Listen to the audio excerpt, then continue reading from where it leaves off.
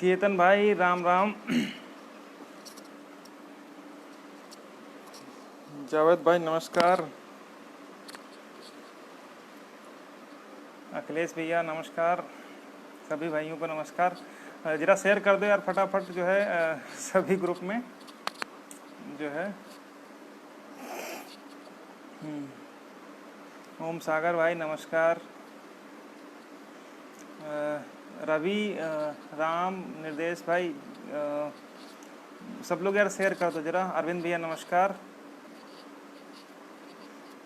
अरविंद भाई करें बड़े भाई नमस्कार। अरे बड़े भाई मानते हो तभी तो तुम छोटे भाई हो यार।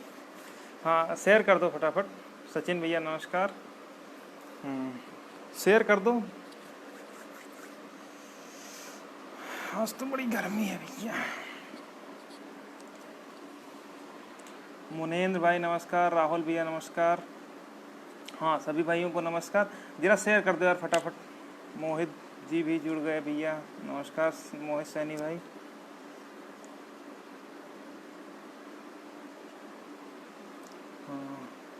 आशीष वर्मा हाँ शेयर कर दो यार। रामविलास शेयर कर दो भैया जरा। त्रिलोकी भाई नमस्कार। प्रदीप भाई नमस्कार। राम राम। आज वैसे इसमें कोई टाइम नहीं था लाइव का, लेकिन फिर भी जो है क्योंकि शाम को आज थोड़ा सा और काम निपटाना है, इसलिए हमने सोचा कि कल जो भी हुआ उससे पूरे घटनाक्रम से अवगत करा दें आप लोगों को।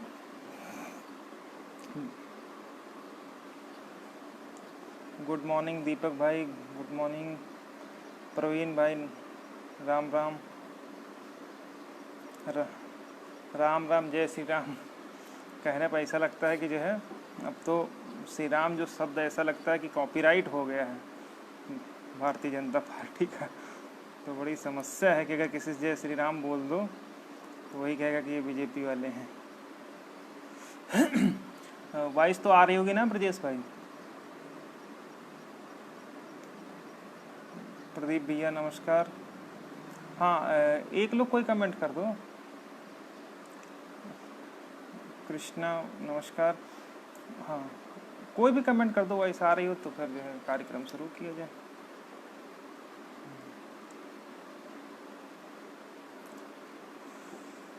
दिगंबर भैया नमस्कार। कोई भी एक लोग कमेंट कर दो, वॉइस आ रही नहीं आ रही।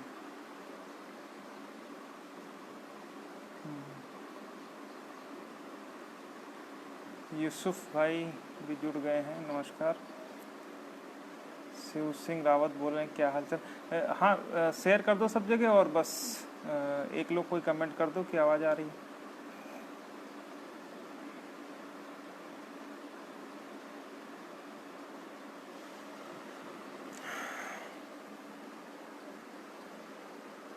ठीक है। राजेंद्र भाई बता रहे हैं कि वॉइस क्लियर है। तो मैं कल का पूरा जो भी बातें हुई हैं वो जो है आप लोगों के समक्ष जो है साझा करने का प्रयास है। देखिए सभी भाइयों को मैं एक बार फिर से जो है अवगत करा दूं कि यहाँ पर जितने भी हमारे साथी हैं उसमें कोई भी ऐसा नहीं,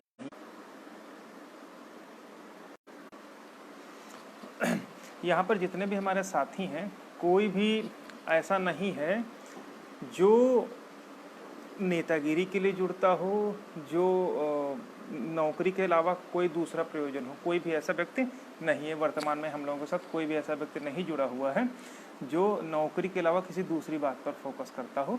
तो इसके लिए हम लोगों ने कल मुलाकात करी, जिसमें सचिव साहब से भी बात करी, और इसके अलावा साथ साथ में सचिव परिषद भी कल मौजूद थे।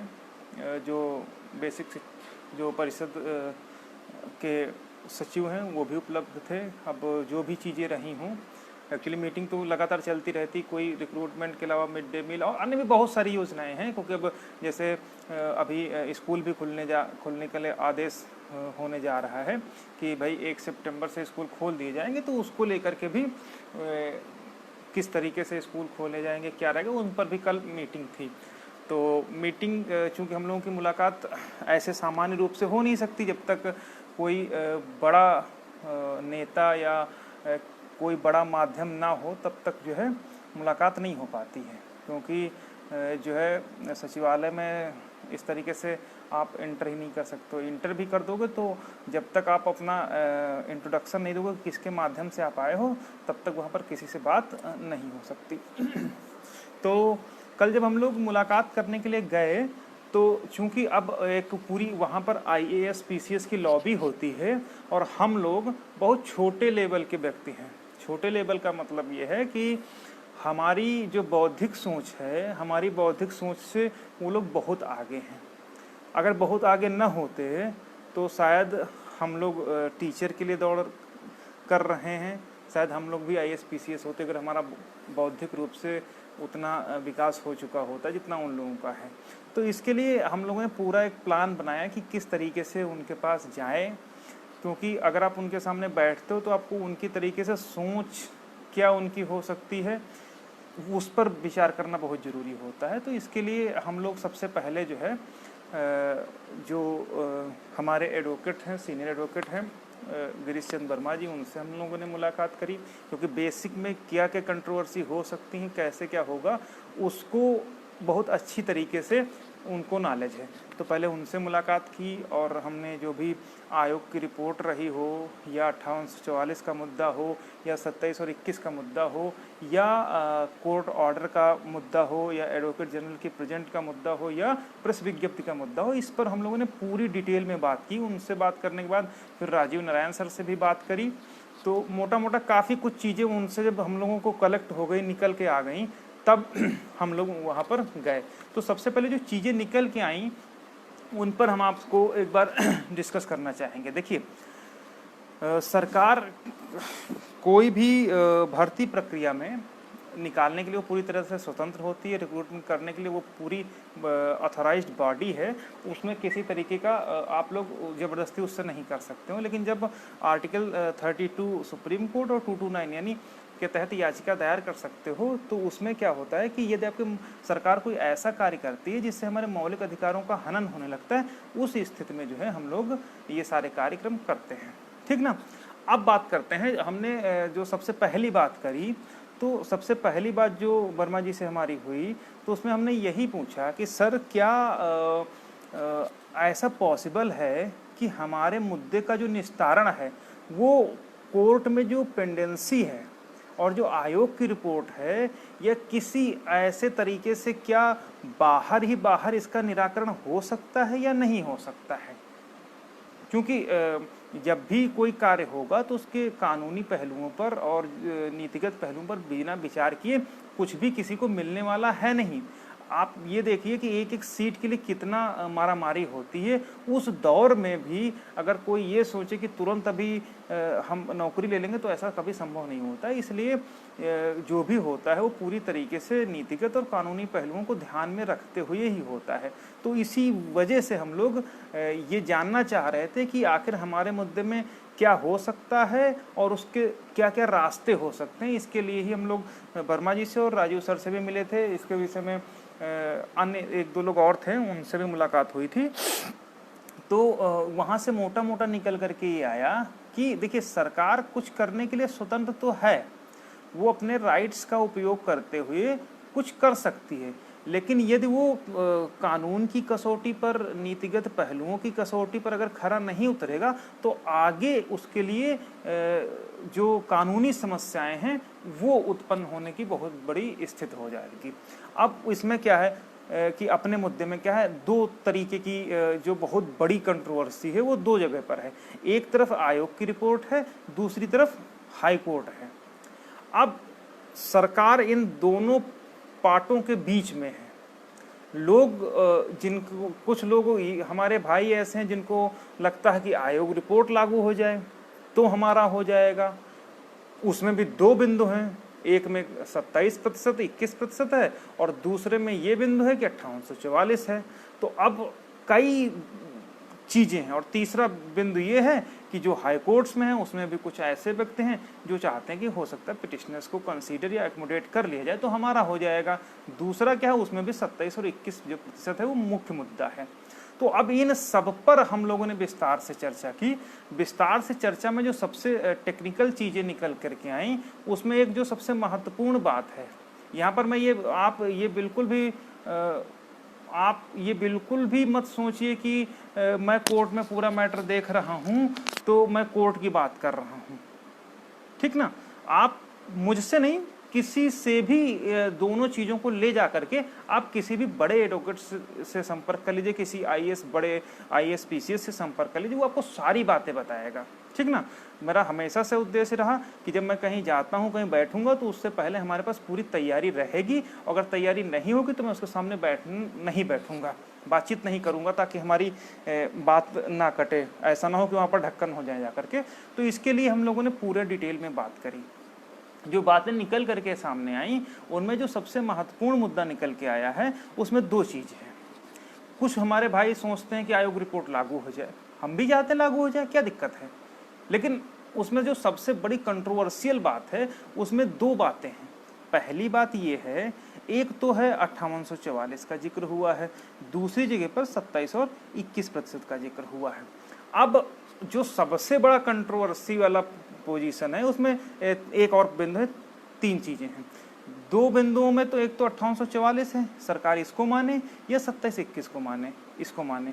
और जो सबसे पहला बिंदु है जहां से सरकार पूरा बचने की कोशिश करती है, वो है कि आयोग ने लिख दिया कि मैं नीतिगत और कानूनी पहलू पर विचार नहीं किया है। तो इन सब में जो सबसे बड़ी बात है जो है, उसमें ये है कि अगर सरकार 5844 का देना भी चाहती है, सरकार चाहती कि अगर हो सकता है वो ये सोचे कि मैं कम से कम में निपट जाऊं, तो ऐसा किसी भी दशा में संभव है ही नहीं कि बिना हाई कोर्ट में जो भी पिटीशंस पेंडेंसी में हैं, उन लिटिगेशंस को, उन रिट पिटीशन है, उनको बिना कंसीडर किए हुए कोई भी निर्णय सरकार नहीं ले सकती। ये पूरा स्पष्ट क्लियर हो चुका है कि बिना हाई कोर्ट में कानूनी पहलू पर जो मुद्दे विचाराधीन हैं, उनको एकोमोडेट किए हुए, उनको कंसीडर किए हुए, उनको डिसमिस किए हुए या उनको अलाउ करवाए हुए बिना सरकार अपनी तरफ से इतनी जल्दी एक्शन नहीं ले सकती है। क्यों? क्योंकि सपोज दैट आप मान के चलो, अगर एक जगह विवाद है, मान लिया 5844 है, सपोज दैट एक सेकंड के लिए आप मान लो, अगर 5844 हो जाता है तो क्या आरक्षण विवाद का निपटारा यहीं पर हो जाएगा? सिर्फ इतनी सी बात है। अगर 5844 सरकार मान लिया आपको दे दिया, तो देने के बाद भी क्या वो झगड़ा जारी मतलब खत्म हो जाएगा? नहीं खत्म होगा। उसका रीजन ये है, रीजन सिर्फ इतना सा है कि 5844 देने के बाद भी तो एक जो सबसे बड़ी लॉबी है हमारी 27 और 21% वाले, जिसमें लगभग 14 से 15 हज़ार सीट्स निकल करके आ रही हैं, तो क्या वो चीज़ें आगे दिक्कत नहीं पैदा करेंगी? पहली चीज़।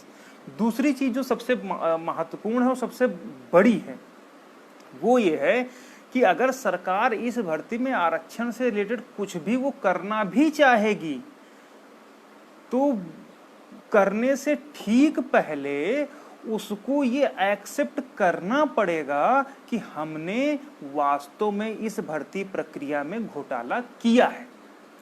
बिना इस बात को एक्सेप्ट किए हुए वो आपको एक भी सीट कैसे दे देगी, ये समझने की जरूरत है, पहली चीज, ठीक ना। और अगर उसने एक्सेप्ट कर लिया कि हमने मात्र 1000 सीट का घोटाला किया, या हमने 2000 सीट का घोटाला किया, या हमने 3000 सीट का घोटाला किया, तो क्या इससे मामला शांत हो जाएगा? कभी नहीं शांत होगा। उसका रीजन है, जो कोर्ट में मुद्दे उठाए गए हैं 3.86% ओबीसी को और 16.60 एससी को, ये मुद्दे और सरकार द्वारा स्वीकार किए गए घोटाले में जो सीटें वो एक्सेप्ट करेगी, तो वो दोनों बराबर होने चाहिए। अगर वो बराबर नहीं होंगी, तो अगर वो बराबर नहीं हुई तो फिर मुद्दा जहां का तहां रखा रहेगा।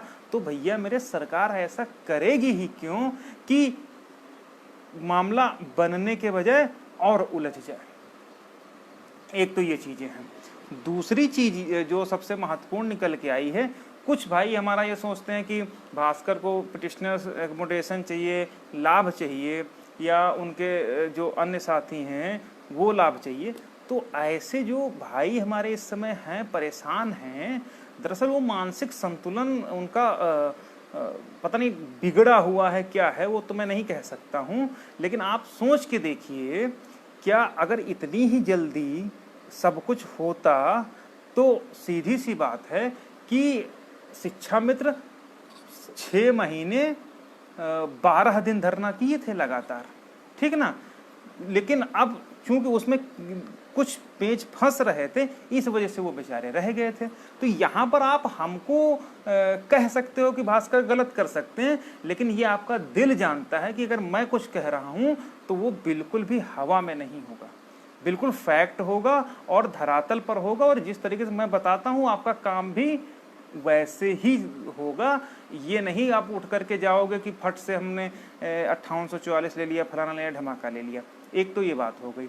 दूसरी जो सबसे ज़रूरी बात मैं आपको बताना चाहूँगा कि हर जगह पर आप देखिए, मैं विरोध नहीं कर रहा हूँ 5844 का, ये बिल्कुल मत कहिएगा। हम तो चाहते हैं एटलीस्ट किसी का हो जाएगा, अगर वो भी होगा तो हमारे भाई का होगा, लेकिन वो नहीं होना है, ये भी मैं आपको बता दूँ। अब वहाँ पर पूरे धड़े बट गए हैं और इन सबको बांटने की जिम्मेदार जो हैं वो कुछ ऐसे लोग हैं, खैर उस पर बात करना बेकार है, जो कभी आज तक नहीं थे। आप ये बताइए कि हम लोग विगत 1 साल से लगातार प्रयासरत थे, बढ़िया सा ऑर्डर हो रहे, सारी चीज़ें क्लियरिफाई हो रही थी। जो दिक्कत पैदा हुई वो कहाँ से पैदा हुई? मैं आपको ये बताने की कोशिश कर रहा हूँ कि असली विलन कौन है, जो हमारे साथियों को दो फाड़ करवाने के लिए कोशिश कर रहा है या कर चुका है या उसमें सफल भी हो चुका है। तो आप देखिए, जब तक थर्ड काउंसलिंग नहीं हुई थी तब तक कोई भी दिक्कत नहीं थी। थर्ड काउंसलिंग वाले हमारे भाई हैं, हम उनसे बिल्कुल मेरा बैर नहीं है। लेकिन आप सोच के देखिए कि जो नए लोग आजकल लिख रहे हैं, चाहे हमारे अगेंस्ट में लिख रहे हो किसी के अगेंस्ट में, पूरे 1 साल में वो आपको कहीं नज़र नहीं आए होंगे, न धरातल पर नजर आए होंगे, न फेसबुक पर नजर आए होंगे, न कहीं नजर आए होंगे। वो केवल एक जगह नजर आए होंगे, प्रतीक्षारत संघर्षशील अभ्यर्थी में नजर आए होंगे। ठीक है, उम्मीद करना चाहिए हमारा हो जाएगा, ठीक है। अब दिक्कतें कहाँ उत्पन्न हुई कि अब जब उन लोगों का थर्ड काउंसलिंग में नहीं हुआ तो बहुत SCRT की खाक छानी उन लोगों ने पूरा बढ़िया संतरा कलर का जो गमछा लपेट के चरण चुंबन कर दिया। उसके बावजूद जब नहीं है तो उन्होंने रुख किया अपने मुद्दे का। जब यहाँ पर अपने मुद्दे का रुख किया तो वहाँ से कंट्रोवर्सी पैदा होनी शुरू हो गई, क्योंकि हमारे ही बीच के भाई जो पिछले कुछ समय से साथ में हमारे कार्य कर रहे थे, वो उनको टिकल कर दिए, उनकी भी बुद्धि उसी तरीके से कर दी, जिसके कारण जो है आज ये स्थितियाँ पैदा हो गई कि पूरा जो हमारा OBC SC कम्युनिटी थी वो 2 हिस्सों में बट के रह गई। एक वो हिस्सा है जो 65.78 से नीचे है, यानी कि 5844 में केवल वो लोग सपोर्ट कर रहे हैं जिनका गुणांक 66 है या उसके आसपास है, और बाकी जो 65.78 तक से 78 या उससे नीचे वाले बंदे हैं वो कहाँ जाएंगे? आप ये सोच के देखो कि इस सरकार ने 15,000 हमारा सीटों का नुकसान किया। ये मैं नहीं कह रहा हूँ, एग्जैक्ट डेटा है। अगर एक सीट का आप इधर उधर हेर फेर आप दिखा दीजिएगा तो मैं मान जाऊंगा कि हाँ ये मेरा डेटा गलत है। एक सीट का अंतर नहीं है, 15,271 है अगर स्पेशल कैटेगरी को इंक्लूड कर लिया जाए, और अगर एक्सक्लूड कर लिया जाए, हटा दिया जाए, तो थोड़ा सा 13,500 के आसपास डेटा निकलेगा। तो आप सोच के देखिए कि यार मतलब ये 13-14 हज़ार OBC के परिवार नहीं हैं, ये 13,000 वो पीढ़ियां हैं जिनको समाज की मुख्य धारा में ला करके खत्म करने का प्रयास किया गया। आप ये बताइए कि ये सिर्फ नौकरी तक का सीमित नहीं रह गया है मुद्दा। आप ये सोचिए कि वो जो बाबा साहब अम्बेडकर की जो मूल अवधारणा थी कि इस देश के निर्माण में सभी का योगदान होना चाहिए, इस योगदान के कारण ही तो रिजर्वेशन दिया गया था। और उस रिजर्वेशन का अगर इम्प्लीमेंटेशन नहीं हो रहा है तो हम समाज की मुख्य धारा में आ ही नहीं पा रहे हैं, तो फिर आरक्षण का मतलब क्या रह गया है? जब वो हम समाज में की जो मुख्य धारा है उसमें जिस तरीके से हम आ पा रहे हैं वो हमसे छीन लिया जा रहा है, और हम लोग यहां पर मशगूल हैं कि 5844 का होना चाहिए कि 15,000 का होना चाहिए। ये सोचने की जरूरत है। आप बताइए, कहीं पर आप मुझे गलत कह सकते हो, मैं गलत आप कह सकते हो, लेकिन मैं गलत नहीं हूं। अगर 27 और 21% आपको आरक्षण मिल जाता है मेरे भाई, तो क्या 5844 की मांग करने वालों का नहीं चयन होगा? अगर 61, 62 मान लेते हैं नहीं होता, कुछ भी नहीं होता, वो तो नौकरी तो उनको भी नहीं मिले जिन्होंने कटाफ में खोपड़ी तुड़वाई, हाथ तुड़वाए। कटाफ मुद्दे पर जितने भाई भी लड़ रहे थे, जितना सहयोग किया, आज भी उसमें सबका नहीं हुआ है, ठीक ना। लेकिन आप ये बताइए कि जो अगर 62 वाले का हो जा रहा है तो क्या 66 वाले का नहीं होगा? तो यदि हम 14-15 हजार सीट्स जो हमारी एक्चुअल सीट्स निकल करके आ रही हैं, यदि हम उनके लिए लड़ेंगे, तो क्या जो 5844 की मांग कर रहे हैं क्या वो सीटें नहीं होंगी? एक तो ये बात हो गई। और आप हर जगह पर देख लीजिए, कहीं पर भी देख लीजिए कि आप कांग्रेस का मैनिफेस्टो उठा के देख लीजिए, 5844 रटते हुए नजर आएंगे। आप आम आदमी पार्टी का मैनिफेस्टो उठा करके देख लीजिए, 5844 रटते हुए चले आएंगे, ठीक ना। इसी तरीके से आप अन्य जितनी भी पॉलिटिकल अप्रोच वाली राजभर वाला देख लीजिए, 5844 की मांग की जा रही है। अब ये हम लोगों को सोचने की जरूरत है कि वास्तव में हमारा मुद्दा क्या है। हमारा मुद्दा 27 और 21% है या 5844 है? हर पॉलिटिकल पार्टी 5844 का मुद्दा उठाती है, चाहे कांग्रेस हो, चाहे राजभर वाली पार्टी हो, चाहे आम आदमी पार्टी हो। आखिर क्यों 5844 का ही मुद्दा उठता है? उसका रीजन है कि हमारे साथियों को बुला करके 27-21 की बात की जाती है और अंदर ही अंदर अपना स्वार्थ पूरा करने के लिए 5844 की बात की जाती है। अगर मैं गलत हूं तो आप बताइए। आप अभी तक जितना भी चीजें निकल कर आई, अभी पिछले पेपर में भी आप लोगों ने देखा होगा, जब डेलीगेशन मिलने गया था 5844 लिख के आया था, प्रियंका गांधी ने ट्वीट किया 5844 लिख करके आया, राजभर ने ट्वीट किया 5844 लिख करके आया। इसके अलावा मनोज जो कांग्रेस के हैं, सोशलिस्ट, वो करते हैं 5844 लिख करके था। भाई मेरे, तो मैं कहाँ गलत हूँ यार, अगर मुझे आप टारगेट करने की कोशिश करते हो? हर जगह पर वही बात है। तो फिर किसी पर्टिकुलर जगह पर बिठा करके ये सब क्यों किया जा रहा है? पहले तो इन्हीं सब मुद्दों को जब कंट्रोवर्शियल जब बना, तो जा करके हम लोग कल मुलाकात हुई।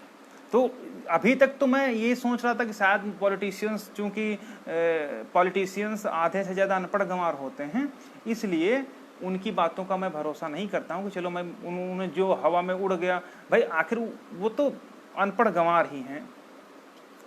तो उनको 5844 आपने बता दिया, उन्हें रट दिया, तो वो बोल दिए। लेकिन कल जब मैं वहाँ पर माननीय सचिव साहब से मिला, तब मुझे जो है थोड़ा सा निराशा हुई। निराशा इसलिए हुई कि यार सबसे पहले तो हम लोग गए, तो चूंकि जिनके माध्यम से गए थे तो काफ़ी अच्छे संबंध हैं उनके इस वर्तमान सरकार में, तो उन्होंने साफ साफ कहा ठीक है मैं लेटर बना देता हूँ, आप लोग चलिए। तो हम लोग सीधे पहुँच गए। 1-1.5 घंटा हमको वेट करना पड़ा। फिर चूँकि कल मीटिंग थी, मैंने शुरू में बताया था कि सारे अधिकारी वहाँ पर थे, तो मीटिंग के कारण क्या हुआ कि जब वहाँ पर हम लोग गए तो ये सारी चीज़ें निकल करके आई। जब वहाँ पर गए तो मुलाकात जब हुई तो हम लोगों ने अपनी पूरी बात रखी कि सर मैं सारा लेकर के गया था, चाहे कोर्ट ऑर्डर्स हों, चाहे आयोग रिपोर्ट्स हो, जितना जो कुछ था, और चाहे डेटा हो, वो सारी चीज़ें मैंने उनको दिखाने की कोशिश की। लेकिन उससे पहले उन्होंने, चूँकि हम लोगों ने जो एप्लीकेशन बना करके ले गए थे उसको हमने उनको दिया, जिसमें आयोग रिपोर्ट भी लगी थी और इसके अलावा जो है हाई कोर्ट के सारे ऑर्डर लगे थे। उसमें कोई मुझे इस बात का बिल्कुल भी वो नहीं है कि मैं उसको नहीं बता रहा हूँ। उसमें आयोग रिपोर्ट भी थी सारे ऑर्डर्स भी थे, सब कुछ था पॉइंट वाइज। मैंने एप्लीकेशन में भी पॉइंट वाइज जो जो चीज़ें थी वो मैंने सॉर्ट आउट करके एप्लीकेशन में ही उन चीज़ों को हाईलाइट करके रखा था। तो उन्हें सब चीज़ें पढ़ी, आयोग रिपोर्ट भी पढ़ी, ऑर्डर भी पढ़े, और लगभग 2-3 मिनट तक उन्होंने, चूँकि जो मेन चीज़ें थी उसको मैंने अंडरलाइन भी कर दिया था, सारी चीज़ें कर दिया था। तो जब ये हमने कर दिया, इसके बाद क्या हुआ, तब वो सचिव साहब मुखातिब होते बोले कि ठीक है, आप लोग तो शायद 1-2 दिन एक लड़का आया था, मतलब इस टाइप में आप ही लोग शायद आए थे, ऐसा उन्होंने बोला। तो हमने कहा हाँ सर, हम लोग तो नहीं थे, लेकिन हमारे ही भाई आए थे। तो कहो अच्छा अच्छा अच्छा, तो कहने वो तो कुछ और बता रहे थे, 5-6 का कुछ बता रहे थे। तो हमने कहा नहीं सर ऐसा नहीं है, तो ये सर पॉइंट नंबर 10 में आप देख लीजिए, ये चीज़ें उन्होंने लिखी हैं।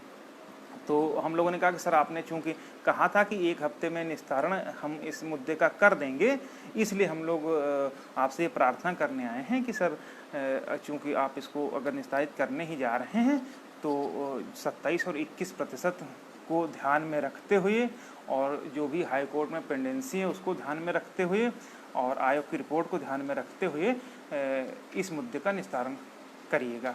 जिस पर उन्होंने कहा कि जो है कि हमारे संज्ञान में आप क्या सोचते हो, आप जब हमको बताओगे आकर के तभी हम चीज़ों को जानेंगे।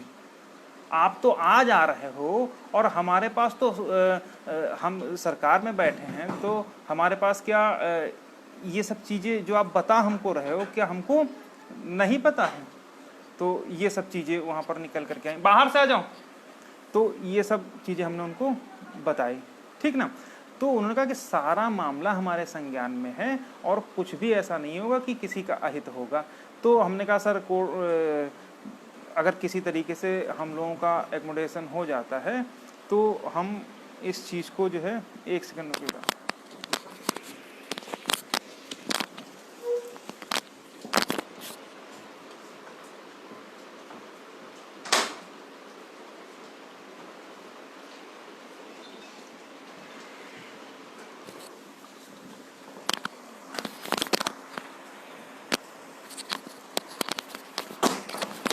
तो उन्होंने कहा कि आप जितनी भी बातें आप हमको बता रहे हैं, सारे जो कोर्ट ऑर्डर आप बता रहे हैं, आपके पास सर्टिफाइड कॉपी अभी नहीं होगी, लेकिन हम लोगों के पास जिस दिन भी आपका मुद्दा निस्तारित होता है, जिस दिन जो भी कोर्ट ऑर्डर होता है, वो हमारे पास आपसे पहले उसकी सर्टिफाइड कॉपी हमारे पास आती है। हाँ, ये अलग बात थी कि आयोग रिपोर्ट हम लोगों के पास नहीं आई थी, तो इस वजह से उस समय हम लोगों ने ये सारी चीज़ें बताई थी, लेकिन ये सब सारी बातें कंटिन्यूस होती रही। फिर हम लोगों ने कहा सर ऐसा नहीं, कोर्ट ऑर्डर्स भी जो भी हैं या रिट पिटीशंस जो भी हैं वो हमारे अधिकारों के लिए हैं। और तब सुमित भी थे लाइन पर, उन्होंने कहा कि सर अगर हम लोगों को एग्मोडेट कर लिया जाता है या कर लिया जाता है तो हम लोग पूरी तरीके से जो भी पिटीशंस हैं उनको विड्रा कर लेंगे, या मतलब आप वापस अगर हम लोगों को 27-21 कोर्ट से बाहर ही मिल जाता है तो हम लोग उन चीज़ों को विड्रा कर लेंगे। विड्रा करने से तब उन्होंने कहा ठीक है, इस पर हम लोग गहनता से विचार करने की कोशिश करेंगे, और ये सारी बातें वहाँ पर हुई। इसके अलावा एक बात मैं बताना आपको भूल गया कि चूँकि कल मीटिंग थी तो वहाँ पर अन्य अधिकारी भी थे, श्री गणेश जी भी थे, सचिव परिषद भी थे। तो जब हम लोगों ने 27-21 की बात की तो उन्होंने छूटते ही ये कहा कि यार अच्छा ये बताओ, तुम लोग कह रहे हो कि 3.86% रिजर्वेशन नहीं मिला है, ये कोई लॉजिकल बात हो सकती? इतना बड़ा घोटाला कैसे हो जाएगा, या इतना सीट्स कैसे तुमको नहीं मिली, ऐसा कैसे संभव है? भाई 1000-2000 होता तो हम मान लेते हैं, ठीक ना। जब ऐसी बात की तो हमने कहा कि नहीं सर, आप हमारी बात बिल्कुल भी मत मानिए, हम ये भी नहीं कह रहे हैं कि आप इसको मान लीजिए। तब वहाँ पर फिर हमने सारे चीज़ें जो भी हाई कोर्ट के ऑर्डर थे और वो सब दिखाया। इसके बाद उन्होंने कहा इसके अलावा अगर तुम्हारे पास कोई चीज़ हो तो आप हमको बताइए, हम उस पर बातचीत करने की कोशिश करेंगे।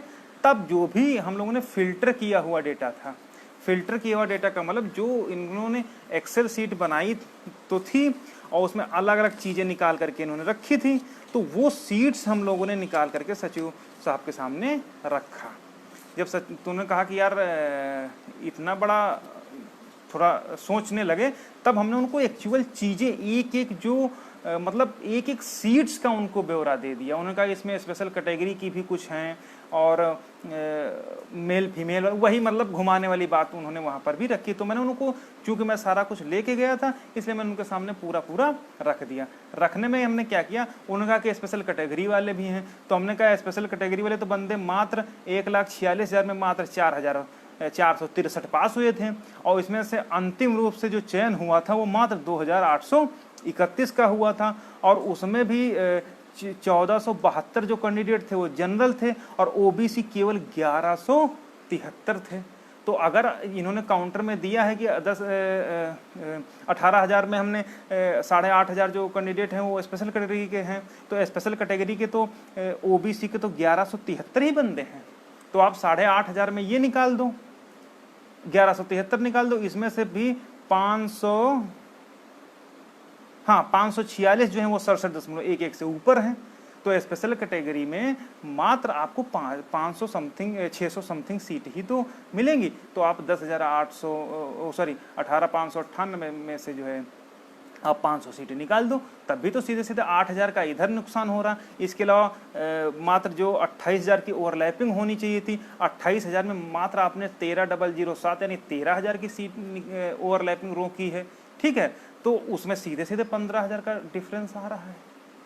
तो जब ये सारी चीज़ें हमने उनके, ये सब एक्चुअल डाटा रखा है, अब इतना सब कुछ चूँकि यहाँ पर बताया नहीं जा सकता है, लेकिन मैंने उनके सामने रखा कि सर जो आप बता रहे हैं उसको हम लोग बता रहे हैं। इसके बाद उन्होंने एक प्रश्न और पूछा, प्रश्न ये पूछा कि यार ये बताओ कि तुम इतना बता रहे हो तो 20% तो हमने महिला रिजर्वेशन, वही मतलब जो चीज़ें थी वो उन्होंने कहा। तो हमने कहा सर 20% महिला रिजर्वेशन तो आप तब दोगे ना जब महिलाओं का चयन नहीं होगा। तो कहा कि हाँ हुआ नहीं है। तब हमने उनको तुरंत हमने कहा सर आप कह रहे हो कि 20% महिलाओं का चयन नहीं हुआ है, तो आपकी जानकारी के लिए हम बताना चाहेंगे कि 11,998 11,998 एग्जैक्ट डेटा है, एक भी सीट इधर उधर नहीं होगी, यानी 11,998 ऐसी हमारी बहनें हैं जिनका चयन होना चाहिए जनरल में, यानी इनका गुणांक है 67.11 से ऊपर। केवल 11,998 की ओबीसी की फीमेल हैं, 11,998। सोच 20% महिला रिजर्वेशन यही खत्म हो जाता है, ठीक ना। यानी 11,998 महिलाएं ऐसी हैं जिनका गुणांक अनरिजर्व यानी 67.11 से ऊपर है। तो महिला रिजर्वेशन की तो बात ही खत्म हो गई। इसके अलावा 11,998 केवल महिलाएं हैं जो 67.11 से ऊपर हैं, यानी इतनी तो बहनें हमारी अनरिजर्व में, यानी कि जो यूआर गुणांक है उसमें ही चली जाएंगी। इसके अलावा अगर बात की जाए तो 16,980 मेल हैं जिनका गुणांक अनरिजर्व के बराबर है, यानी 28-29,000 चीज़ें ये हैं। तो जब ये हमने उनके पास रखा तब जा करके बोले ठीक है, हम इसको जो है आपने अपना पक्ष रख दिया, अब हम अपना रखेंगे, ये उन्होंने कहा। और जो भी चीज़ें होंगी वो आपको हितों को ध्यान में रखा जाएगा। जब ये सारी चीज़ें वहाँ पर हम लोगों ने रखी तब जा करके वो पूरी तरीके से कन्विंस हुए। लेकिन फिर हमने 1 हफ्ते वाली बात की, हमने कहा सर आपने हम लोगों को आश्वासन दिया था कि 1 हफ्ते में जो है आप इस मुद्दे को निस्तारित करने का प्रयास करेंगे। तो उन्होंने कहा ठीक है देखते हैं। तो अब जो बॉडी लैंग्वेज अब अधिकारी की होती है उससे साफ साफ पता चल जाता है कि क्या ये करने वाले हैं। इसी तरीके से एससी सीट्स पर भी हमने बात की। तो एससी सीट पर उन्होंने, जैसे एससी सीट की थी, तो एससी सीट की अगर हम बात करें तो एससी में टोटल लगभग 2,831 ये हो गया और 1,173 ये हो गया, नहीं 2,831 टोटल सीटें ये हो गई और 4 वार्ड्स और हो गई। यानी एससी की भी लगभग 3,500 से 4,000 सीटों का जो है पूरा डायरेक्ट नुकसान हुआ है। ठीक है, ये सब कुछ उनके पास रखा, तब जा कर के वो कन्विंस हुए कि ठीक है हम इसको देखते हैं, अगर ऐसा हुआ है तो निश्चित रूप से आपके हितों को ध्यान में रखते हुए ही हम इसका निस्तारण करेंगे। तो ये सारी बातें उनसे हुई और अंत में हम लोगों ने ये भी कहा कि सर अगर जो है हमको न्याय मिल जाता है, हमको कंसीडर कर लिया जाता है, तो ना केवल हम सारी रिटें विड्रा कर लेंगे, बल्कि जो हमारा प्रोटेस्ट चल रहा है वो भी जो है हम लोग विड्रा कर लेंगे, वापस ले लेंगे। तो ये सारी जो बातें हैं वो सचिव परिषद की उपस्थिति में, गणेश जी की उपस्थिति में सब हुए। पहली बार ऐसा हुआ है कि गणेश जो पूरा डॉक्यूमेंटेशन देखते हैं भर्ती प्रक्रिया का, वो पूरी तरीके से ये समझ लीजिए कि कुछ नहीं कह पाए। ठीक है, तो ये जब मैंने उनको एग्जैक्ट डेटा बताया तो उन्होंने ये पूछा कि इसका सोर्स क्या है, सोर्स क्या है, कि हम कैसे मान लें कि आपका सच है। तो हमने ये कहा कि सर सोर्स सिर्फ इतना सा कि आप अपने एक्सेल सीट एक बार फिल्टर मार लीजिए 67.11 से ऊपर और उससे नीचे मान लीजिए गुणांक वाइज, आपको सोर्स पता चल जाएगा कि किसका सोर्स क्या है। तो इन सब बातों से वो पूरी तरीके से संतुष्ट नजर आए। लेकिन समस्या थोड़ी सी ये हुई कि चूंकि आवास विकास पहले विभाग में दीपक कुमार साहब थे, अब उनको कार्यवाहक जो है सचिव बनाया गया है। ठीक है, तो इसलिए अभी उनको समझने में थोड़ा सा वक्त लगा था। तो ये सब चीज़ें हमने उनको जब बताई तब जाकर उन्होंने कहा कि ठीक है हम इसको निस्तारण करने की पूरी कोशिश करेंगे। ठीक ना, तो यहाँ पर आप ये नहीं सोच सकते हो कि केवल हम 5844 ले लेंगे या हम आयोग रिपोर्ट लागू कर लेंगे। जब तक कोर्ट को, आप ये मान के चलिए, कोर्ट को अपने विश्वास में जब तक नहीं लेकर के वो रिटें नहीं खारिज करवाई जाएंगी, डिसमिस नहीं करवाई जाएंगी या अलाउ नहीं करवाई जाएंगी, तब तक इतना आसान नहीं है चीज़ों को। कोई दाल भात नहीं है कि तुरंत गए और खा पी के निकल लिए। ऐसा नहीं होता है कि ये नौकरियां हैं, आप 5844 अगर दे दोगे या मान लिया 10 सीटें दे दिया, तो अगर कोर्ट ये मानेगी, सॉरी सरकार बिना माने निकाल दिया कि ठीक है हम इतनी सीटें दे देंगे, तो कल को जनरल वाला भी तो खड़ा हो जाएगा कि भाई 50% तो हमारे बाप की हैं, हमको चाहिए 50%, आपको 27% उसमें से मिलेंगी। तब आप क्या करोगे? तब तो किसी के पास कोई जवाब नहीं रहेगा। इसी तरीके से यदि सरकार ये मानती कि मात्र 2000 का घोटाला हुआ या 3000 का घोटाला हुआ है, तब भी कहाँ मामला शांत हो जाएगा। तो मतलब अब ये समझ से परे है कि यार सरकार ऐसा डिसीजन क्यों ले लेगी कि जो पचड़ा फंसा है वो फंसा रहे। ऐसा कैसे संभव है? ऐसा सरकार डिसीजन ले लेगी? और अगर जो भाई बंधु हमारे ऐसा सोचते हैं कि यार ऐसा डिसीजन ले सकती है, तो किस आधार पर ले लेगी यार? आप ये बताइए कि मान लिया उसने अभी टोटल हमारे पास पूरा एग्जैक्ट डेटा है, एविडेंस है कि हमारा 3.86 ही मिला है, इससे ज़्यादा नहीं मिला है। तो अगर वो मात्र 3 मतलब लगभग 23% रिजर्वेशन और हमको मिलना चाहिए, तो 23% में अगर वो 5% दे देगी, तो बाकी का पचड़ा तो वहीं फंसा रहेगा। क्यों? क्योंकि जब अगर 5% दे देगी तो फिर 18% के लिए बाकी लोग नहीं खड़े होंगे। तो मतलब मुद्दा जहां पर था वहीं पर रहेगा। तो सरकार ऐसा काम करेगी क्यों? और अगर करेगी भी तो पूरा सॉर्ट आउट करेगी। उसको हर हाल में ये मानना पड़ेगा कि हाँ इनका नुकसान हुआ है, बाकायदा एक सर्कुलर जारी करेगी कि हाँ इतना नुकसान हुआ है, तब जाकर के वो आपको एक सीट दे सकती है। और अगर उसने 10,000 का नुकसान मान लिया हुआ है और अगर वो 2000 सीटें दे रही है, तब ये प्रूफ हो जाएगा कि हाँ इसने घोटाला किया है। लेकिन फिर ये प्रूफ करने में और आसानी होगी कि वास्तव में घोटाला 2000 का नहीं हुआ बल्कि 10,000 का हुआ है। क्योंकि यदि आपने चोरी ये किया है कि अगर आपने 10 रुपये की चोरी की है, तो आगे ये भी प्रूफ करने में आसानी होगी कि हाँ 100 रुपये भी इसी बंदे ने चुराए हैं। तो ये सारी बातें वहां पर हैं। तो इन सबको आप देख लीजिए कि आयोग कोर्ट को दोनों को अलग अलग रख करके, दोनों को सेपरेट रख करके सरकार कुछ नहीं कर सकती। दोनों चीजों को अगर वो चाहेगी तो भी वो कर सकती है, इसके अलावा नहीं कर सकती है। तो आप ये बिल्कुल भी दिमाग से निकाल दीजिए कि इतनी मतलब जो कोर्ट में मुद्दे चल रहे हैं उनको डिनाई करते हुए वो कोई डिसीजन ले सकती है, ऐसा बिल्कुल भी, मतलब आप बिल्कुल नोट कर लीजिए, ऐसा किसी भी दशा में संभव नहीं है कि वो कोर्ट को डिनाई करते हैं। इसके विषय में आज मीटिंग भी है, आपने देखा पिछला ऑर्डर कोर्ट ने एजी को प्रेजेंट रहने के लिए बोला, विज्ञप्ति के लिए बोला, उसी के लिए आज हमारी मीटिंग भी है, ठीक ना। अब ये बातें जो हमारी सचिव साहब से हुई हैं वो पूरा डीपली हुई हैं। इससे पहले हमारे भाई गए थे तो 1 मिनट बात हुई थी, ठीक ना। आप समझने की कोशिश करिए मेरे भाई कि ऐसा नहीं होता है कि तुरंत गए और बस हो गई मीटिंग शुरू। अरे कोई वो जिस लॉबी में आप हो वहाँ पर इतना आसान नहीं रहता है चीज़ों को रिप्रेजेंट करना। होता कुछ नहीं, आप दिखा तुरंत देते हो कि हाँ इतना हो गया, ऐसा नहीं होता है, ठीक ना। स्थिति ये है कि जैसे मंदिर बंद है, बाहर से फूल डाल करके आ गए, ऐसे आपको मुद्दे को कोई संज्ञान नहीं लेगा, ठीक ना। अनैतिक अनर्गल अगर आप मांग करोगे तो आपस में बंटोगे ही, मिलने वाला कुछ भी नहीं है। बताइए, हमारे भाई पिछले जून से लेकर के अभी तक लाठी खाए, दिसंबर में भी लाठी खाए, सर फुड़वाया, आर्थिक सहयोग किया, सब कुछ किया, और आज कुछ नए लोग आकर के ये कह रहे हैं कि जो है कि ऐसे लोगों को याचिका से निकाल दिया जाएगा, उनको धमकी दी जाती है और धमकी दे करके बुलाया जाता है कि आप आइए, नहीं तो याचिका से निकाल दिया जाएगा। तो भाई मेरे ये बताओ कि जब याचिका कोर्ट से कुछ होने नहीं है तो याचिका से क्यों निकलवा रहे हो? उनको पड़ा रहने दो ना, क्यों बुला रहे हो? अब बुला करके धमकी दी जाती है कि प्रत्यावेदन दो, फोन किया जाता है, गाली दी जाती है, ठीक है। और बात किसकी की जाती है? 5844 की।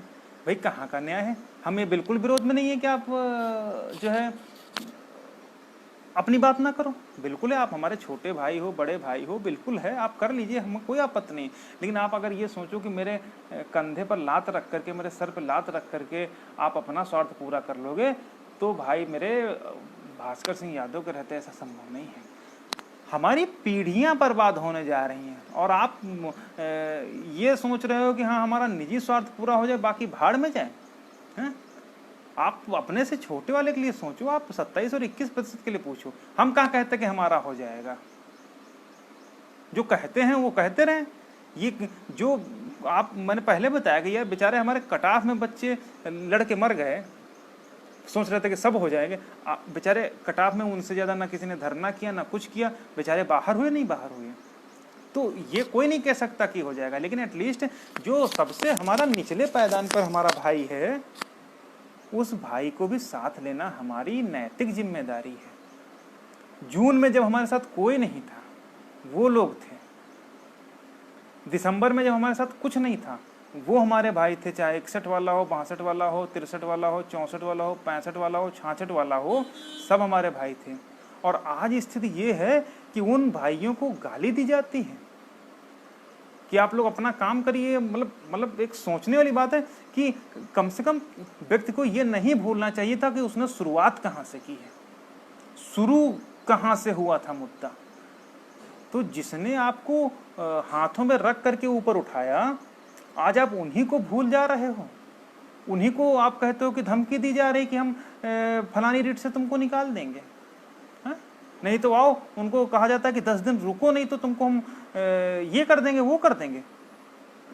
उसने पैसा भी दिया, आर्थिक मानसिक शारीरिक हर तरीके से उसका शोषण किया, और आज आप अपने निजी स्वार्थ के लिए इतना गिर जाते हो कि उनको गाली दिलवाते हो कि आ जाओ, नहीं तो ये करवा देंगे, नहीं तो वो करवा देंगे, रिट से निकलवा देंगे, ये करवा देंगे। किसी बाप की औकात हो किसी बंदे को रिट से निकलवा दे? अगर किसी के दम हो तो किसी एक व्यक्ति को रिट से निकलवा करके दिखा दे। अगर दूसरे दिन कोर्ट से उनको जेल न भिजवा दिया तो भास्कर सिंह यादव नाम नहीं है, हा? आप धमकी देते हो कि आ करके जो है ये करो वो करो, हा?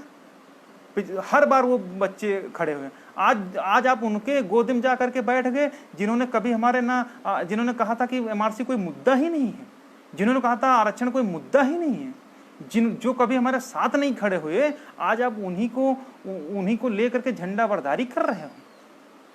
सोचने की जरूरत है।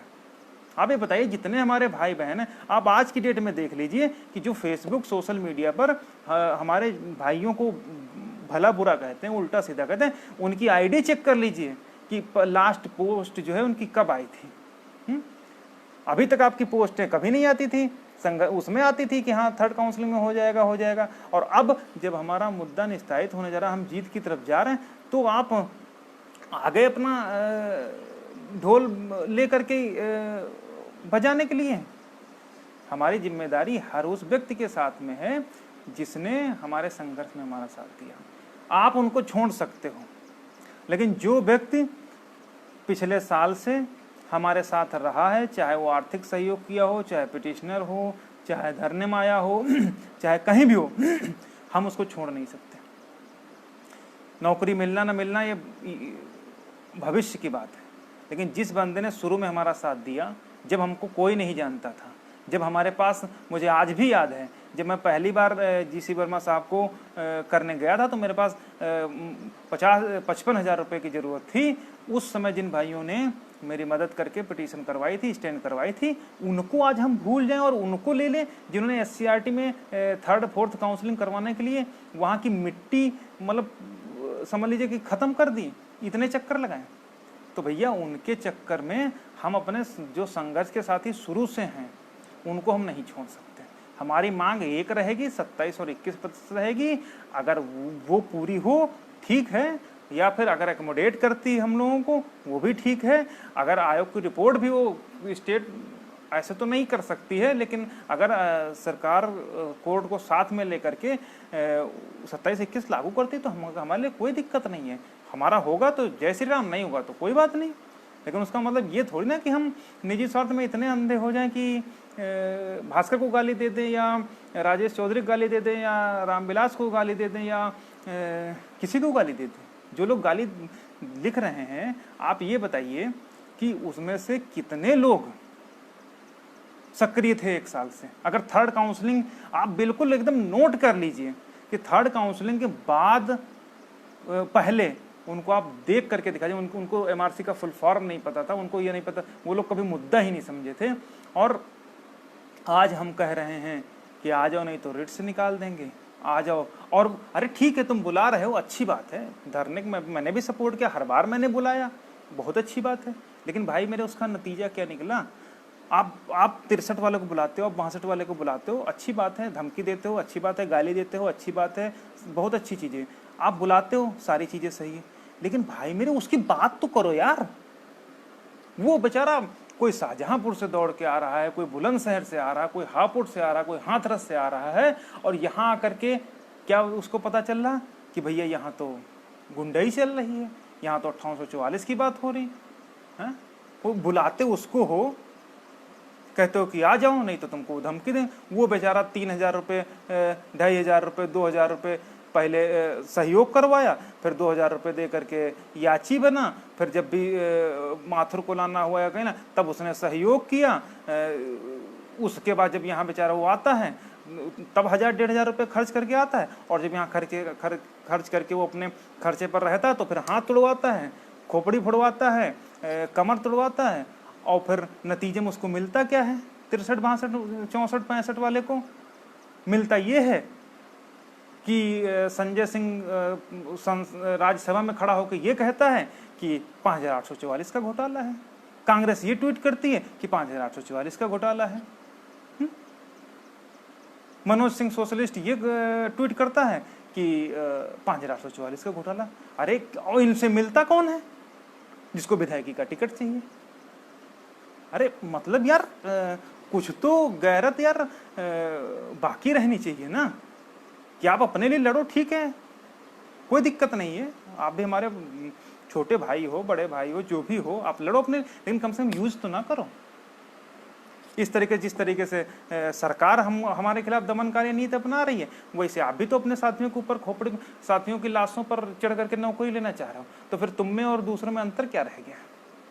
वो भी गलत कर रहा है, तुम भी अपने साथियों का यूज करके अपने स्वार्थ पूरा करने में लगे हो, इसमें कौन सी बड़ी बात हो गई? फिर आप केशव प्रसाद मौर्य को क्यों गाली देते हो कि वो जनरल की गोदी में खेलता है? तुम भी तो खेल रहे हो अपने 5,844 के लिए, और तुम भी तो अपने साथियों को यूज कर रहे हो। उनको बुलाते 27-21 के नाम पर हो, बात 5844 की करते हो, तुम भी तो यूज कर रहे हो। फिर तो केशव प्रसाद मौर्य भी हमारे लिए सही हैं, फिर तो अनुप्रिया पटेल भी सही हैं, फिर तो सब सही हैं। उनको कैबिनेट मिनिस्टर का दर्जा मिल गया, इनको मिनिस्टर का मिल गया, उनको डिप्टी सीएम का मिल गया, फिर क्या दिक्कत है? तो कहने का मतलब सिर्फ इतना सा है कि जिसने हम लड़ाई शुरू करी थी जिस भाई ने लड़ाई की शुरुआत में हमारे साथ हमारा साथ दिया, उसको हम तो कम से कम इतना हमारे गैरत बाकी है कि मैं भैया उनको नहीं छोड़ सकता हूँ। हमारी मांग कल भी 27-21% की थी, आज भी 27 और 21% की ही रहेगी। उसमें अगर हमारा होता है तो ठीक है, और ईश्वर ने जो एग्जैक्ट डेटा है उस हिसाब से मुझे पूरा भरोसा है कि हमारा हो जाएगा। तो अगर हमारा हो जाएगा तो हमारे साथ जितने भी साथी हैं वो निश्चित रूप से उनको भी नौकरी मिल जाएगी, इसमें कोई दो राय नहीं है। लेकिन हम उनको इस तरीके से नहीं छोड़ सकते। जब लाठी खानी हो, कमर तोड़वाना हो, तो हमारा भाई अमित आगे हो या सुरेंद्र आगे हो या कोई भी हो, और जब क्रेडिबिलिटी की बात आए, जब नौकरी की बात आए, तो आप 5844 के लेकर के चले जाओ। हाँ, ये सब चीज़ें हैं। आप बताइए, कहीं पर भी कोई मुद्दा 27-21 की कोई बात नहीं करता है, सब चाहे और इस समय क्या है कि आप एक और महत्वपूर्ण बात जो कल निकल कर वो मैं बताना भूल गया, देखो याद आ गया एकदम से, वो याद आ गया कि कल जब हम गए तो हम लोग वेटिंग रूम में जो आगंतुक कक्ष होता वहाँ पर इंतजार कर रहे थे। तो एक महोदय आए, उन्होंने कहा कि हाँ आपका क्या मुद्दा है। उससे पहले वो स्लिप लिखवाई जाती है ना, कि स्लिप लिखवा करके भेजी जाती है कि कौन है, किससे मिलना है, क्या है। तो हमने बताया कि सर हम 69,000 आरक्षण भर्ती जो है उससे रिलेटेड मैटर को लेकर के आए हैं। तो उन्होंने कहा अच्छा आप ही लोगों का प्रोटेस्ट चल रहा है, ये सारी बातें वहाँ पर हुई। तो वहाँ पर निकल करके सारी बातें क्या है, उन्होंने कहा कि आप लोग तो पॉलिटिशियन हैं। तो हमने कहा सर हम लोग पॉलिटिशियन नहीं, हमारी कोई पार्टी नहीं है, हम तो सर एक सामान्य अभ्यर्थी हैं। तो कहने आपके जो हाव भाव हैं, क्रियाकलाप हैं, बातें हैं, वो तो सामान्य अभ्यर्थी वाली लगी ही नहीं रही हैं।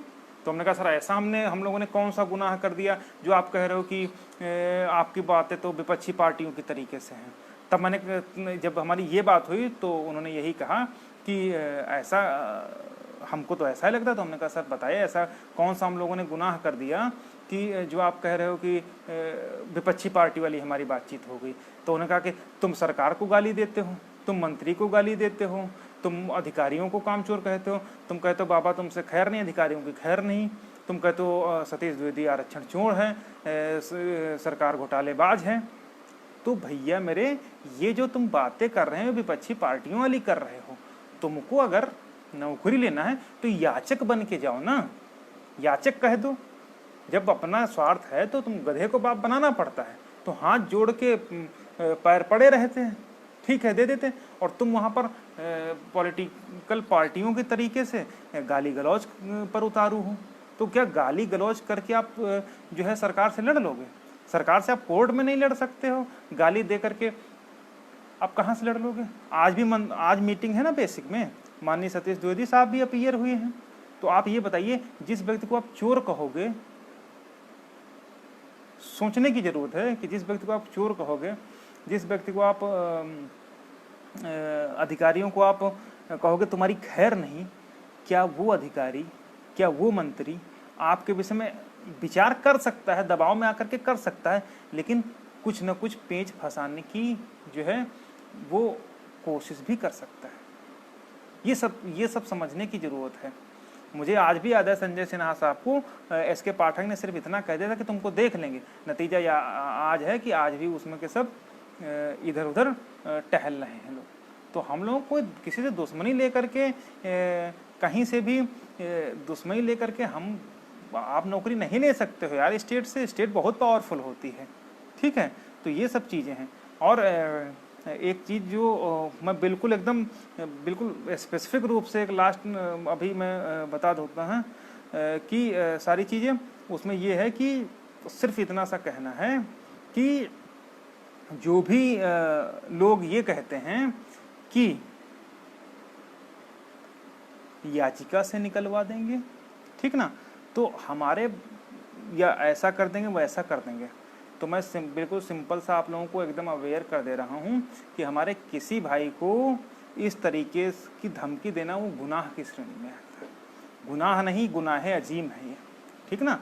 जिसने आपका हर जगह पर साथ दिया उस तरीके से आप अब इस मोड़ पर आकर के उसके साथ कभी भी इस तरीके का क्रियाकलाप मत करिएगा, नहीं तो फिर हमसे बुरा कोई नहीं होगा, ठीक ना। आप धमकी देते रह जाओ, कहीं ऐसा ना हो आप ही चौपट हो जाओ, ठीक है। और जो लोग अभी ताज़े ताज़े पैदा होकर के आए हैं वो लोग अगर अपने उसमें रहें तो ज़्यादा बेहतर है। जो प्रयास वो कर रहे हैं वो करें, जो प्रयास हम कर रहे हैं हमको करने दीजिए। आपके अगर कुव्वत होगी तो आप 5844 लीजिए, हमें बिल्कुल भी दिक्कत नहीं है। आप भी हमारे भाई हैं, हमको और खुशी होगी। आप जो ले सकते हैं ले लीजिए, लेकिन इतना ज़रूर भरोसा रखिए कि कम से कम हम अगर 27-21 के लिए खड़े हैं तो हमें गलत मत ठहराने की कोशिश करिए, ठीक ना। बतख के बच्चे को तैरना नहीं सिखाया जाता, जो कहूँगा वही होगा, बाकी कुछ नहीं होगा, ठीक ना। बाकी अगर कुछ लोग जुलाई में नियुक्त पत्र दिलवा रहे थे, कुछ लोग थर्ड काउंसिलिंग वाले के लिए नियुक्त पत्र दिलवा रहे थे, तो इतना आसान होता तो आज कोई बेरोजगार नहीं होता। धरना प्रदर्शन, कोर्ट केस कर देने मात्र से अगर किसी को तुरंत नौकरी मिलती तो आदमी जाता कोर्ट केस कर देता, उसको नौकरी मिल जाती, या आदमी जाता झंडी लेकर के प्रोटेस्ट कर देता, उसको नौकरी मिल जाती। तो अगर जो नीतिगत तो कानूनी रूप से विचाराधीन होगा मुद्दा, जो सही होगा उसी पर विचार सरकार करेगी, ठीक है। तो ये सारी चीज़ें हैं। और इसके अलावा हमने तो पहले बता दिया, जो भी हमारी माननीय सचिव साहब से बात हुई उसमें हम लोगों ने ये भी कहा कि अगर सर हम लोगों को 27-21% का निस्तारण कोर्ट के बाहर हो जाता तो हमारी सारी रिटें ऑटोमेटिक इनफ्रक्चुअस हो जा रहे हैं, तो वो सारी बात ही ख़त्म हो जाएगी, ठीक है। और सबसे बड़ी बात जो OBC और SC में जितने भाई बहन हैं उनमें यही है, सबसे ज़रूरी चीज़ वो ये है कि जो भी अगर हम लोगों को 27-21% मिल जाएगी तो हम उसकी रिट विड्रा कर लेंगे, ठीक ना। और बाकी जो है उसकी कोई चिंता नहीं, जो भी 27-21% है हमारी लड़ाई उसी के लिए जारी रहेगी।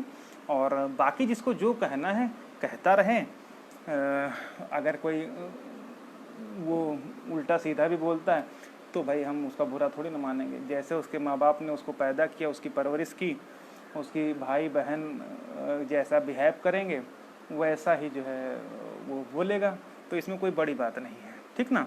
कम से कम इससे ये पता तो चल जाएगा कि आदमी की जो जीन्स हैं, जो उनका वंश है वो किस कैटेगरी के हैं, उसका मतलब पता चल जाता है कि जो व्यक्ति है उसकी जो जेनेटिक जीन्स कहाँ के हैं वो सारी चीज़ें पता चल जाती हैं। क्योंकि व्यक्ति की जो भाषा शैली होती है वो व्यक्ति को जो भी परवरिश का सबूत दे देती है, तो उसमें बताने वाली चीज़ नहीं है। और जो लोग ये सोचते हैं कि अपना हो जाए दूसरे का भाड़ में जाए, तो ये सिद्धांत कम से कम आप अपने तक सीमित रहें, उसमें सबको जो है लपेटने की कोशिश ना करें, ठीक है। तो ये सारी बातें हैं। और इसके बाद अगर कोई कुछ पूछना चाह रहा है कमेंट कर दे तो हम उसको भी अब कमेंट भी देख ले रहे हैं।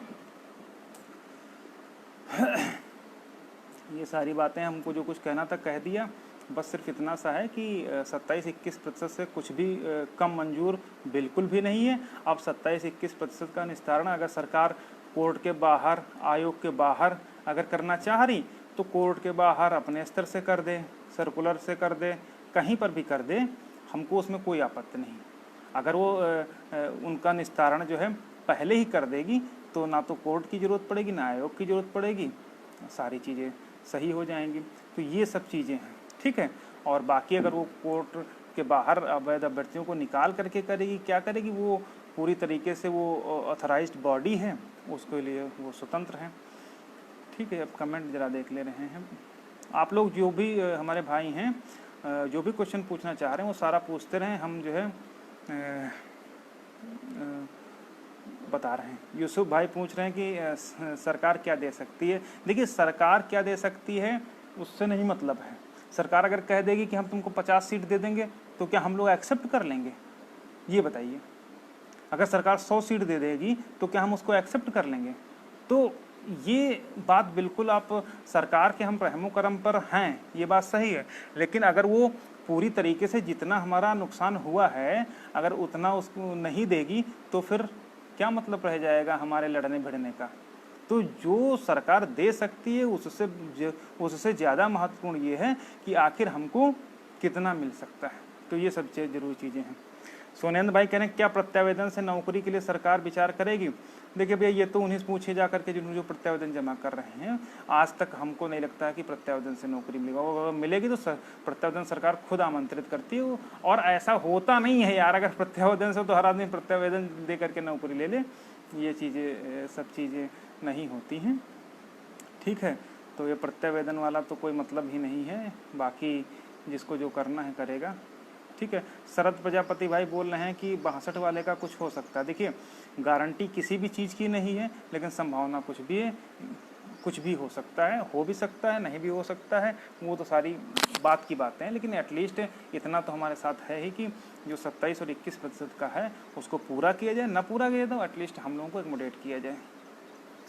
शैलेंद्र कुमार भाई कह रहे हैं कि क्या आज की मीटिंग में कुछ हो सकता है? देखिए, अब जैसे कुछ लोग कहते हैं कि सचिव साहब ने 1 हफ्ते का टाइम दिया था, तो दिया तो सतीश द्विवेदी ने भी 4 दिन का था, तो ये 7 दिन वैसे ही 4 दिन वाले हो रहे हैं।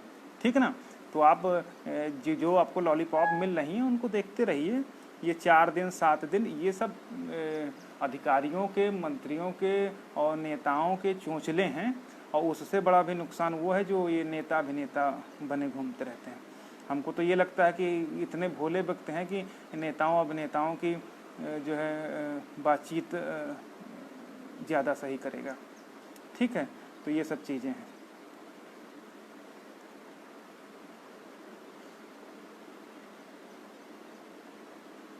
प्रदीप भाई बोल रहे हैं कि वो लोग SC कैटेगरी का पक्ष नहीं रखते हैं। देखिए प्रदीप भाई, मैं आपको बता दूं कि हमारा जो पूरा मैटर है उसमें आप कहीं भी देख लीजिए कि OBC और SC का साथ में लेकर के बातचीत हुई है। ठीक ना, तो OBC SC को साथ में लेकर के बातचीत हुई है, इसमें कोई वो नहीं। और इसको लेकर के आप कोई भी कोर्ट ऑर्डर उठा करके देख लीजिए, उस हर कोर्ट ऑर्डर में लिखा हुआ है, OBC का अगर लिखा हुआ है तो SC का भी लिखा हुआ। कहीं पर ऐसा नहीं हुआ कि OBC की बात हुई हो और SC की बात ना हुई हो, तो आप उसको देख सकते हैं। हर जगह पर हम लोग जहाँ भी जाते हैं OBC SC दोनों की बात करते हैं। बाकी तो वो लोग करते नहीं करते उससे हमको नहीं मतलब है। वो लोग तो 27 और 21 की बात नहीं करते, वो लोग तो सिर्फ निजी स्वार्थ की बात करते हैं। और मज़ेदार बात यह है कि 58 से 44 का कोई मतलब ही नहीं है। प्रमोद कुमार पटेल बोल रहे हैं कि राष्ट्रीय पिछड़ा आयोग में जो 100 लोग याची बने थे उनका क्या हो गया होगा। अब भाई उनका तो हम कुछ नहीं जा सकते, उनके लिए स्कूल बन रहे हैं। जैसे स्कूल बन करके तैयार हो जाएंगे वहाँ पर उनको जो है घर के पड़ोस में जो है उनकी नियुक्ति दे दी जाएगी।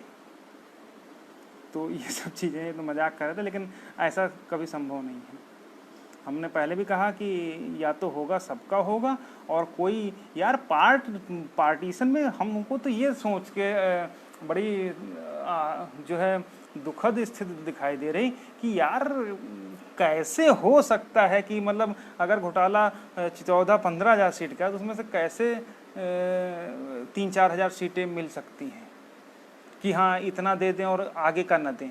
या तो पूरा मिलेगा और या तो कुछ नहीं मिलना चाहिए, 2 ही चीज़ें तो होंगी, क्योंकि दोनों को अलग आप थोड़ी ना कर सकते हो। तो जो भी है वो पूरी तरीके से मिलना ही चाहिए, ये सारी चीज़ें हैं। इसके अलावा भी सोनू शर्मा भाई बोल रहे हैं कल की मीटिंग से क्या लग रहा है। देखिए ऐसा है ना, मैं आपको बताऊं कि सबसे बड़ी दिक्कत यही है कि कुछ भी होता हम लोग तुरंत कह लेते हैं अरे ये तो हमारे लिए हो रहा है। ठीक है, अब वहाँ पर मीटिंग होती रहती हैं, आज भी मीटिंग है, और हाँ आज ये पूरी पॉसिबिलिटी है कि हम लोगों को कुछ न कुछ वहाँ पर मतलब कहने का ये है कि हमारे मुद्दे पर निश्चित रूप से विचार होगा, क्योंकि जब हम लोग कल मिल करके आए हैं तो 100% ये मान के चलिए कि हमारे मुद्दे पर भी विचार होगा। लेकिन आप हर पॉइंट को अपने से को रिलेट करके मत देखा करिए कि हाँ जो कुछ हो रहा है वो हमारे लिए हो रहा है। यार स्टेट ऑफ उत्तर प्रदेश बहुत बड़ा है, जितना ऑस्ट्रेलिया की जनसंख्या नहीं है उससे ज़्यादा 1.5 गुना तो बड़ा है उत्तर प्रदेश, और उत्तर प्रदेश में इतने सारे विभाग हैं। ठीक ना, उन विभागों में यार इतना काम होता रहता है, सोचने की ज़रूरत है कि इतना जो है कि तुम्हारे लिए कोई खाली थोड़ी ना बैठा है। अभी आप देख रहे हैं कि वो एम्बुलेंस वाले सब किए थे, उनकी नियुक्तियां रद्द करके फट से जो है वो नई वैकेंसी निकाल दिए।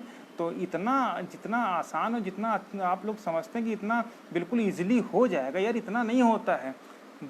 जो है यहाँ का पसीना निकल करके पीठ तक जाता है, तब जा करके होता है ढंग से।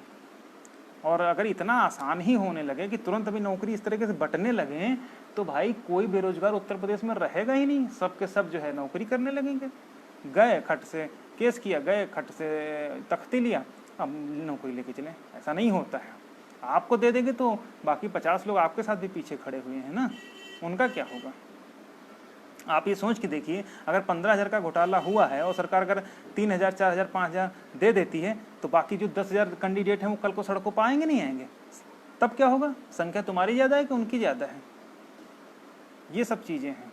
और जो आज की मीटिंग है उसमें निश्चित रूप से जो हमारा कोर्ट वाला आर्डर है, जिसमें नोटिस प्रेस विज्ञप्ति का और इसके अलावा जो है एडवोकेट जनरल की अपीयरेंस का, इन दोनों मुद्दों पर जहाँ तक मुझे ऐसा लग रहा है कि बातचीत होगी।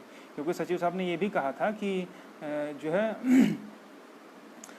आपने अपना पक्ष रख दिया, हम भी रखेंगे। ठीक है, तो ये सब चीज़ें हैं।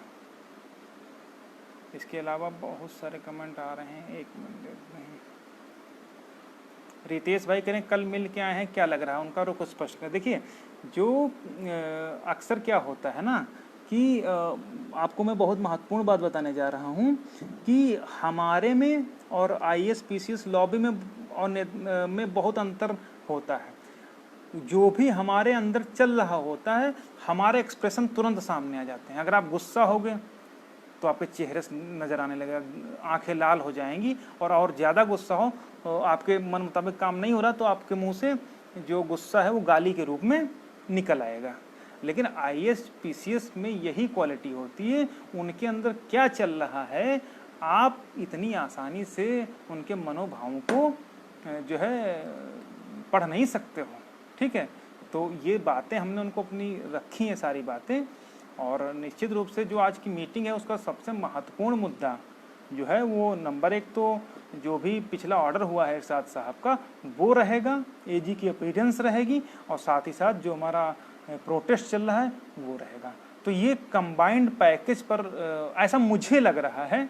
भाई आगे क्या होता है, हो सकता कि हमारे मुद्दे की बात ही ना हो, या हो सकता कि केवल आयोग की बात हो, या हो सकता केवल प्रोटेस्ट की बात हो, या हो सकता केवल 5844 की बात वहाँ पर हो, या हो सकता कोर्ट की बात हो, या हो सकता कोई अन्य मिड डे मील वगैरह की बात हो। तो ये वहाँ पर नहीं कहा जा सकता, क्योंकि हम लोग उनके लिए चूजों को समान हैं, बहुत बहुत छोटे हैं। तो वो उनको डिसाइड करने दीजिए कि वो लोग क्या करेंगे। लेकिन इतना ज़रूर है कि अगर आपको सरकार इतनी आसानी से ही देने वाली होती तो जो है वो आपकी 15,000 सीटों को घोटाला ही नहीं करती। ठीक है, विक्की भाई बोल रहे हैं कि SC को 21% के हिसाब से कितनी सीट मिल सकती हैं। तो 21% के हिसाब से आप मान के चलिए कम से कम अप्रॉक्स 4 के आसपास जो है 3.5-4 के आसपास जो है मिल सकती हैं। अखिलेश यादव बोल रहे हैं कि केस कब तक फाइनल हो जाएगा। देखिए, केस कब तक फाइनल हो जाएगा ये मुझे भी नहीं पता, लेकिन इतना ज़रूर है जिस तरीके से पिछला ऑर्डर हुआ है, अगर अगली सुनवाई में इरशाद साहब की कोर्ट आ गई तो आप 110% मानिए कि अगली 2 डेट में आपका मुकदमा फाइनल हो जाएगा। तीसरी डेट नहीं लगेगी, ये डेट श्योर है। बस किस्मत इतनी, प्रार्थना इतनी है भगवान से कि केवल इस बार इरशाद अली के यहाँ मैटर चला जाए, बस आप मान के चलिए। क्योंकि इसमें बड़ी ज़बरदस्त फॉर्म में हैं इरशाद साहब, क्योंकि चुनाव भी आ रहा है, प्रेशर भी कम है, तो निश्चित रूप से मामला निपट जाएगा।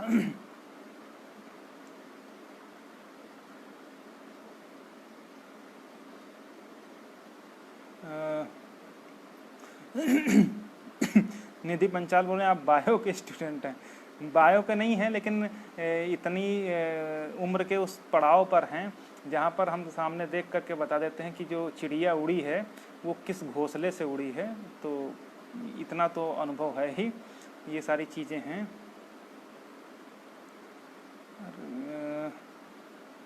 कल की मीटिंग, हाँ मीटिंग के लिए आज बहुत सारे कमेंट हैं जिसमें कोई दिक्कत नहीं है। अनुपम कुमार वर्मा कह रहे हैं कि ये देखो अपनी परवरिश का सबूत दे दिए हैं। ठीक ना, ये अपने जो इनके पिताजी इनको कहते होंगे, गाली वाली देते हैं, तो वही बता रहे हैं। और इनकी बहन भी को भी ये इसी तरीके से बात करते होंगे, इसी तरीके से जो है ये अपनी मम्मी से भी ऐसे बात करते होंगे। इनकी मम्मी भी पछता रही होगी कि जो है कैसा जो है वो कर दिया, ये सब चीज़ें। अनुपम यही जो बता रहे हो ना, ये अपने पिताजी से ले लेना जाके, तुम्हारी माताजी को वो देते रहते हैं, तो और बहन को भी दिया होगा, तो वो ले लेना जा कर के। जहाँ पर हमको जो कुछ है वो तो हम लोग ले ही लेंगे। ठीक ना, ये सारी चीज़ें हैं। अब समस्या ये है ना कि कुछ लोगों को हराम का चाहिए।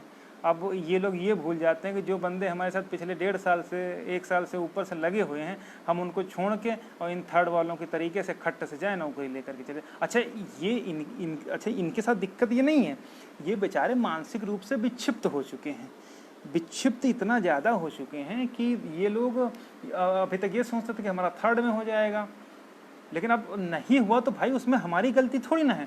अब थर्ड में नहीं हुआ तो आप सोचते हो कि खट से अभी हमारा इसमें हो करके हो जाए, तो यार आप उसमें हम क्या करें? अगर आपको लगता हो जाए तो ले लो ना, हमको किसी से कोई, आप भी हमारे भाई हो, हमको किसी से कोई दिक्कत थोड़ी ना है। अब तुम सोच रहे हो कि हमारा हो जाए बाकी भाड़ में जाए, तो भैया हमारे लिए तो जितने भी साथी शुरू से हमारे साथ लगे हम उनको नहीं छोड़ सकते हैं, ठीक ना। बाकी ये सब चीज़ें हैं, और बाकी सबको लगता है कि हाँ अगर हम गलत हैं हम सही हैं, हम तो अपनी जगह पर रहेंगे, बाकी कितने आए कितने चले गए वो तो पता चल जाएगा, ये भी आए थे चले जाएंगे, ठीक ना। आप सोच के देखिए, अगर सामने वाला बंदा इतना सही है या अपनी जगह पर सही है, तभी तो वो किसी की उसका जवाब नहीं दे रहा। भाई सीधी सी बात है, आप अपना प्रयास करिए, हम अपना प्रयास कर रहे हैं, ठीक ना, तो इसमें कोई बुरी बात भी नहीं है। मैं आप कुछ भी कर रहे हैं, आप योगी जी से मिलिए, आप मोहरा जी से मिलिए, आप योगी जी के लड़के से मिलिए बिना शादी किए हुए, इसके अलावा जो है आप जिससे मिलिए, तो हम आपको रोक थोड़ी ना रहे हैं। लेकिन जब हम अपना प्रयास कर रहे हैं जो कि जेन्युइन प्रयास है, वो बहुत सही जगह पर प्रयास है, तो उसमें फिर आपका पेट दर्द होने की ज़रूरत नहीं होनी चाहिए।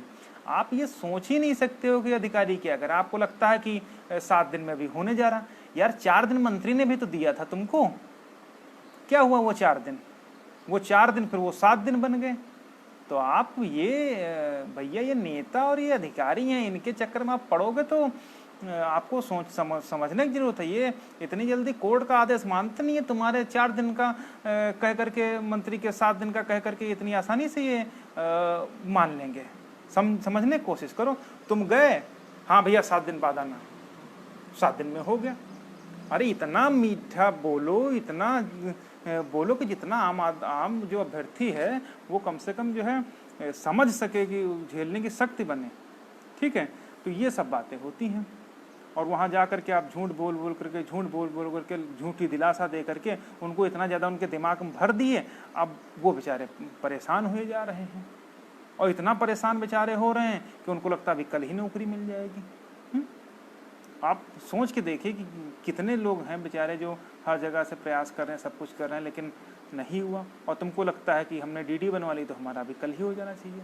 तो इतना आसान किसी के लिए नहीं। और हाँ, एक जो सबसे ज़रूरी चीज़ देखिए, मैं बताना भूल गया, लो गुणांक हाई गुणांक वाली बात करते हैं ना, तो मैं फिर से रिपीट करूँ, मैंने एक बार फिर कहा था कि लो गुणांक हाई गुणांक भूल जाइए। ये लड़ाई अगर संगठित होकर के नहीं लड़े तो ना लो वाले का होगा ना हाई वाले का, और इस समय सब लो ही वाले हैं, हाई वाले कोई नहीं। हाई वाले तो सब निकल लिए, वो सब नौकरी करने लगे। तो इस भ्रम से बिल्कुल भी, इस भ्रम नहीं, अपनी औकात पे आ जाइए, अपनी औकात से बाहर आ जाइए कि यहाँ पर जो हुआ है वो आपको ये समझने की ज़रूरत है कि अब आप हाई मेरिट वाले नहीं हैं, आप लो वाले हैं। और अगर आप खुद को हाई मेरिट वाला और दूसरे को लो मेरिट वाला या अछूत समझने को आप सोचते हो कि ये लो मेरिट वाला ही अछूत है, तो भाई साहब अछूत तुम हो, क्योंकि तुम भी उसी कैटेगरी में हो, क्योंकि हुआ तुम्हारा भी नहीं है। और अगर तुम हाई मेरिट वाले होते और तुम अछूत नहीं होते तो इसका मतलब सीधा साधा कि तुम्हारा भी चयन हो गया होता। इस तरीके से सफ़र नहीं करते। अब इस भ्रम से निकलने की ज़रूरत है कि जो अछूत वाली बात है, जो लो और हाई गुणांक वाली, उससे आप बाहर निकल आइए। इसी में तुम्हारी भलाई है, सबकी भलाई है। और मुद्दा सिर्फ एक होना चाहिए, 27 और 21%। आप, अगर मैं 27-21% की बात कर रहा हूँ तो आप भी 27-21% की बात करिए, क्या दिक्कत है। तो ये सब चीज़ें हैं।